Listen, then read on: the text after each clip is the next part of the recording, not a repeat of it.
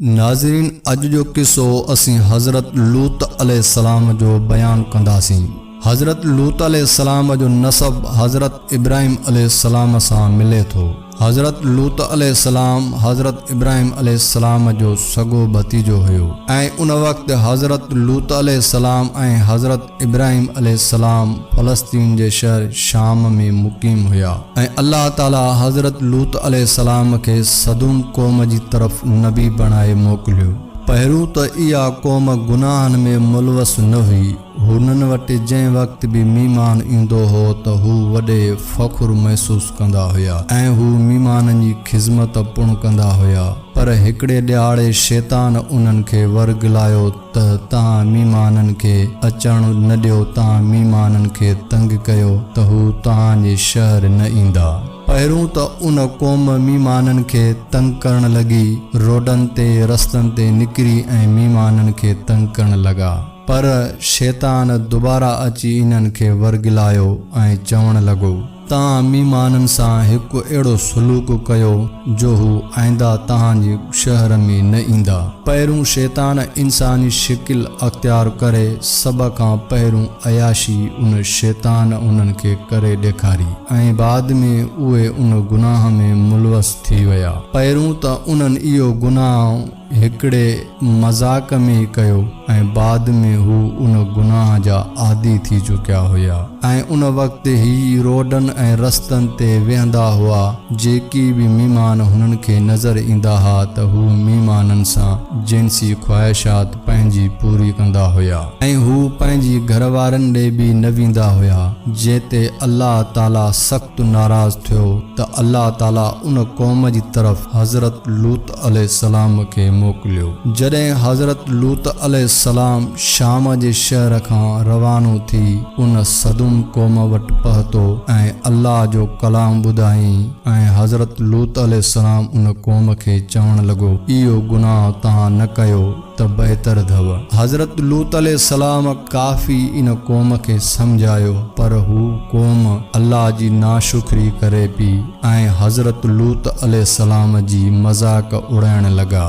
आख़िरकार अल्लाह ताला उन क़ौम ॾे पंहिंजा फ़रिश्ता मोकिलिया जेके आज़ाब इलाही लाहिण आया। 30 इंसान जी शक्ल में थी नौजवान छोकिरा थी। जॾहिं हू फ़लस्तीन में पहुता त उन्हनि जी मुलाक़ात हज़रत इब्राहिम अलैहिस्सलाम सां थी। जंहिं वक़्तु हज़रत इब्राहिम अलैहिस्सलाम हुननि जे आॾो ताम पेश कयो त हुननि ताम न खाधो।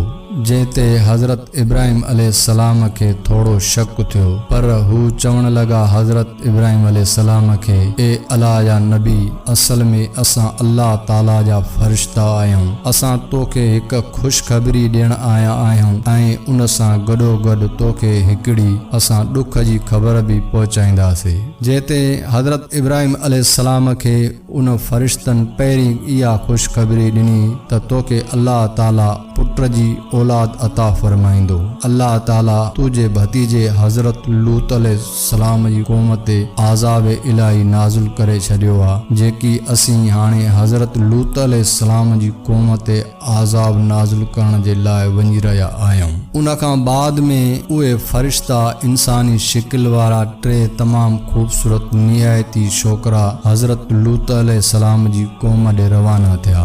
आख़िरकार उहे सदूम जे शहर पहुता।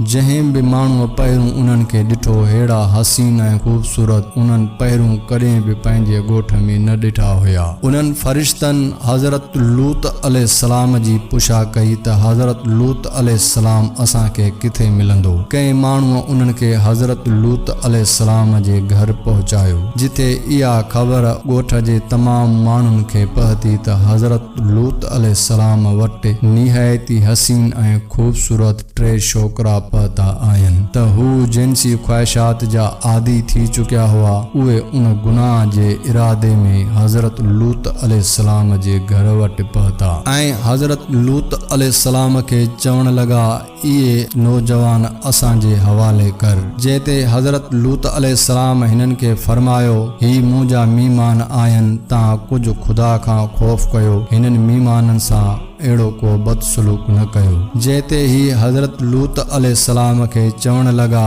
असांजे आॾो पेश कर न त असीं ज़बरदस्ती तुंहिंजे घर में घिरंदासीं। जेते हज़रत लूत अलैहिस्सलाम खे निहायती दिल में ख़ौफ़ थियो।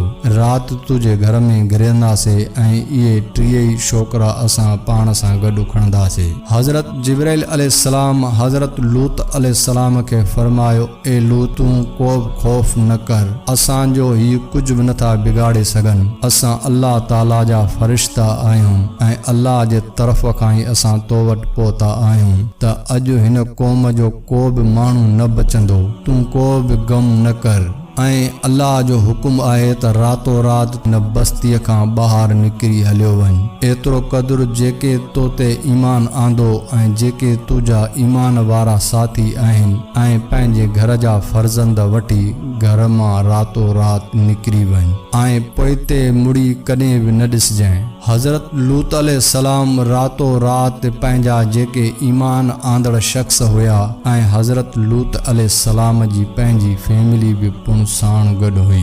जॾहिं हज़रत लूत अलैहिस्सलाम पंहिंजे ॻोठ खां ॿाहिरि थोरो अॻिते निकितो त हज़रत लूत अलैहिस्सलाम जी जेकी ज़ौजा हुई उन ईमान कचो ई रखियो हुयो। जॾहिं उन सदूम क़ौम खां थोरो ॿाहिरि विया त हिकु ज़ोरदार चीखण जो आवाज़ आयो जेको तमामु निहायती ख़ौफ़नाक आवाज़ हुयो, जेको हज़रत जिब्राइल अलैहिस्सलाम उन शहर जूं चारई कोननि जूं बस्तियूं पंहिंजे परनि ते खणी मथे ऐं मथां ऊंधियूं करे उछलायूं ऐं अल्लाह ताला जो आसमान खां आज़ाब इलाही नाज़िल थियो जेको बाहि ऐं पत्थर उन्हनि जे मथां वसण शुरू थिया। जेते हज़रत लूत अलैहिस्सलाम जी घरवारीअ पोइते कंधु करे ॾिठो त उहा बि उते ई पत्थर जी बणिजी वई ऐं उन क़ौम जो को बि नामो निशान न रहियो।